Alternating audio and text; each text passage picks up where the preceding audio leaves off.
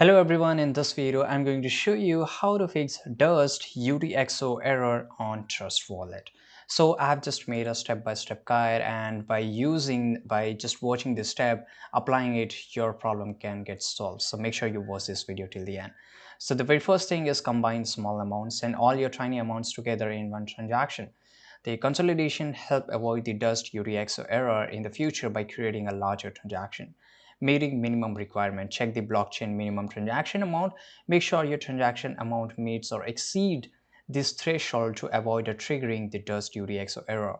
The third one is adjust fees. Sometimes increasing the transaction fees can help prioritize your transaction and prevent it from being rejected due to the dust UTXOs. Consider adjusting the fees if necessary, but be mindful not to overpay.